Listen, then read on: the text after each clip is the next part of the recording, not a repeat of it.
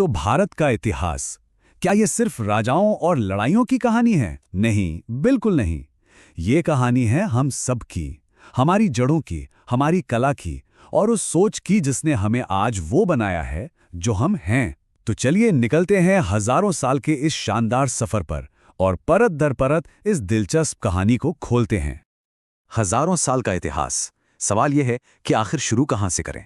क्या उन पहले पत्थरों के औजारों से या फिर उन महान सुनियोजित शहरों से? हम चलेंगे बिल्कुल शुरुआत में और उस एक धागे को पकड़ेंगे जो हमें आज के दौर तक खींच कर लाता है। तो इस सफर का नक्शा कैसा दिखेगा? देखिए, सबसे पहले हम प्राचीन भारत की नींव को देखेंगे। फिर हम साम्राज्यों के दौर में चलेंगे, वहां से मध्य युग का भारत कैसा था वो जानेंगे। उसके बाद स्वतंत्रता के लिए जो संघर्ष हुआ उसे समझेंगे और आखिर में हम भारत की कला और संस्कृति की उस विरासत पर नजर डालेंगे जो आज भी जिंदा है।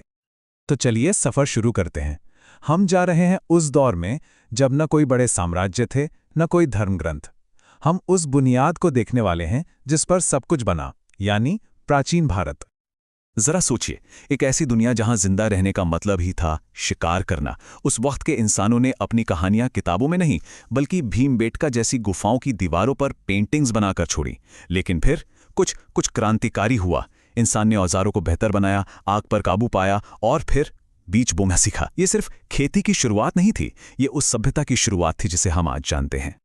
और जानते हैं इसी नींव पर क्या बना? प्राचीन दुनिया की सबसे हैरान करने वाली सभ्यताओं में से एक, सिंधु घाटी सभ्यता। सोचकर देखिए, जब दुनिया के कई हिस्सों में लोग छोटे छोटे गांवों में थे, यहां लोग पूरे योजना के साथ शहर बसा रहे थे। एकदम सीधी सड़कें, नालियों का बेहतरीन जाल और एक ही साइज की पकी हुई ईंटें। ये सिर्फ मैनेजमेंट नहीं था, ये अर्बन प्लानिंग का वो लेवल था जो हजारों साल तक कोई और नहीं कर पाया।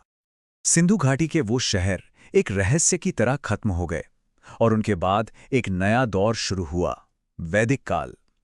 ये वो समय था जब वेदों की रचना हुई। ये सिर्फ पूजा पाठ के ग्रंथ नहीं थे, इन्होंने भारतीय संस्कृति का, आप कह सकते हैं, एक फिलोसॉफिकल डीएनए तैयार किया। समाज भी बदल रहा था। छोटे छोटे कबीलों से अब धीरे धीरे बड़े और जटिल राज्य बनने लगे थे। अब वो छोटे छोटे राज्यों का दौर धीरे धीरे खत्म हो रहा था। अब हम एक नए युग में कदम रख रहे हैं, साम्राज्यों का युग। ये वो वक्त था जब बड़े बड़े महत्वाकांक्षी शासकों ने इस विशाल उपमहाद्वीप को एक झंडे के नीचे लाने का सपना देखा। और इन महासाम्राज्यों में सबसे पहला नाम आता है मौर्य साम्राज्य का, जिसे खड़ा किया था चंद्रगुप्त मौर्य ने। लेकिन कहानी का असली मोड़ आता है उनके पोते सम्राट अशोक के साथ। अशोक एक जबरदस्त विजेता थे, तब तक जब तक कलिंग का वो खूनी युद्ध नहीं हुआ। कहते हैं उस युद्ध में हुई तबाही ने उन्हें अंदर तक हिला दिया और हमेशा के लिए बदल दिया। उन्होंने तलवार फेंक दी और अपनी बाकी की जिंदगी शांति और अहिंसा का संदेश फैलाने में लगा दी। और ये संदेश सिर्फ भारत में नहीं बल्कि पूरे एशिया में फैला। मौर्य साम्राज्य के बाद एक ऐसा दौर आया जिसे इतिहास में भारत का स्वर्ण युग यानी गोल्डन एज कहा जाता है। ये था गुप्त काल और ये वाकई ज्ञान, कला और संस्कृति का एक जबरदस्त विस्फोट था। जरा सोचिए, मैथ्स की दुनिया जीरो के बिना कैसी होती? सोच भी नहीं सकते हैं ना? शून्य का कॉन्सेप्ट यहीं दिया गया। आर्यभट्ट जैसे एस्ट्रोनॉमर्स ने यूरोप से सदियों पहले बता दिया था कि पृथ्वी अपनी धुरी पर घूमती है। कालिदास जैसे महान कवियों ने साहित्य के वो नगीने लिखे जो आज भी बेमिसाल हैं। भारत की इन खोजों ने सच में दुनिया के ज्ञान का नक्शा ही बदल दिया। और इस बदलाव के दौर में लोग आध्यात्मिक जवाब भी ढूंढ रहे थे। इसी समय बौद्ध धर्म ने मिडिल पाथ यानी मध्यम मार्ग का रास्ता दिखाया कि किसी भी चीज की अति से बचो। वहीं जैन धर्म ने पूर्ण अहिंसा और कठोर तपस्या पर जोर दिया। इन दोनों ने ही उस वक्त के जटिल पूजा पाठ का एक सरल विकल्प दिया जो सीधे आम लोगों के दिलों तक पहुंचा। चलिए अब एक लंबी छलांग लगाते हैं और पहुंचते हैं मध्य युग में। ये एक ऐसा दौर था जब नई संस्कृतियां और नए धर्म भारत आए और यहाँ के पुरानी परंपराओं से मिले। हाँ, ये बड़े टकराव का समय भी था, लेकिन साथ ही ये एक जबरदस्त कल्चरल मिक्सिंग का एक संगम का दौर भी था। इस युग की शुरुआत होती है दिल्ली सल्तनत से। सोचिए, 300 से भी ज्यादा सालों तक एक के बाद एक 5 अलग अलग राजवंशों ने उत्तर भारत पर राज किया। और वे अपने साथ सिर्फ शासन करने के नए तरीके ही नहीं लाए, बल्कि उन्होंने यहाँ की आर्किटेक्चर और कल्चर पर भी एक ऐसी छाप छोड़ी जो आज भी दिखाई देती है। लेकिन मध्य युग की बात हो और मुगल साम्राज्य का जिक्र ना हो, ऐसा हो ही नहीं सकता। ये इस दौर का शिखर था। अकबर के बेहतरीन एडमिनिस्ट्रेशन से लेकर शाहजहां की उस बेमिसाल वास्तुकला तक, जिसने हमें ताजमहल दिया, ये वाकई में शानो शौकत और कल्चरल समृद्धि का एक शानदार दौर था।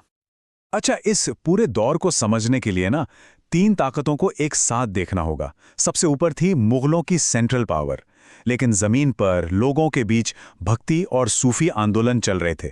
ये वो लहरें थीं जो संगीत और कविता के जरिए समाज की दीवारों को तोड़ रही थीं। और तीसरी तरफ मराठा जैसी ताकतवर रीजनल पावर्स थीं जो लगातार मुगलों के दबदबे को चैलेंज कर रही थीं। और फिर भारतीय साम्राज्यों का दौर अपने अंत की तरफ बढ़ने लगा। एक नई ताकत ने एंट्री ली, लेकिन इस बार जमीन से नहीं, समंदर से। ये थीं यूरोपीय कॉलोनियल पावर्स। और इनके आने के साथ ही भारतीय इतिहास का शायद सबसे अंधकारमय अध्याय शुरू हुआ।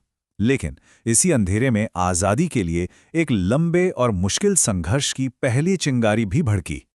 इस संघर्ष की कहानी में एक साल सबसे अलग खड़ा है, 1857। ये जो महान विद्रोह था, हाँ, मिलिट्री के लिहाज से ये शायद कामयाब नहीं हुआ, लेकिन ये एक साइकोलॉजिकल टर्निंग पॉइंट था, क्योंकि पहली बार अलग अलग इलाकों और धर्मों के लोगों ने एक कॉमन दुश्मन के खिलाफ मिलकर आवाज उठाई। एक यूनाइटेड इंडियन नेशन का आइडिया अब जन्म ले चुका था। आज़ादी का ये सफ़र बहुत लंबा था। 1857 के विद्रोह से इसकी शुरुआत हुई, फिर इंडियन नेशनल कांग्रेस बनी, और फिर आया गांधीवादी युग, जिसने इस लड़ाई को जन आंदोलन बना दिया। और आखिरकार 1947 में हमें आज़ादी मिली। लेकिन जो सबसे बड़ा टर्निंग पॉइंट था, वो गांधी जी के आने के साथ आया। उन्होंने आज़ादी की लड़ाई को कुछ पढ़े लिखे लोगों की लड़ाई से निकालकर करोड़ों आम हिंदुस्तानियों का आंदोलन बना दिया। और उनका हथियार कोई बंदूक या तलवार नहीं, बल्कि अहिंसा, नॉन वायलेंस। नमक सत्याग्रह जैसे आंदोलनों ने पूरी दुनिया को दिखा दिया कि एक पूरे देश की नैतिक ताकत एक बहुत बड़े साम्राज्य की फौजी ताकत से कहीं ज्यादा हो सकती है। तो इतने सारे संघर्ष, इतने बदलाव, इन सब के बाद सवाल उठता है कि भारत का असली दिल, इसकी आत्मा क्या है? अब अपने सफर के आखिरी पड़ाव में हम उस चीज पर नजर डालेंगे जो हर साम्राज्य, हर दौर से परे है। भारत की वो बेमिसाल और अमर कला और संस्कृति। भरतनाट्यम के डिवाइन एक्सप्रेशन से लेकर हिंदुस्तानी क्लासिकल संगीत की गहरी धुनों तक, मुगल मिनिएचर पेंटिंग्स की बारीक कारीगरी से लेकर वेदों के साहित्य तक, भारत की संस्कृति ना कोई एक अकेला गीत नहीं है। ये तो एक बहुत बड़ी सिम्फनी की तरह है, जहां सैकड़ों अलग अलग साज एक साथ मिलकर एक खूबसूरत धुन बनाते हैं। और ये डाइवर्सिटी, ये तो पत्थरों में भी दिखती है। मंदिरों की बनावट को ही देख लीजिए। उत्तर भारत में नागर स्टाइल के मंदिर हैं, जिनके शिखर ऊपर की तरफ जाते हुए गोल हो जाते हैं।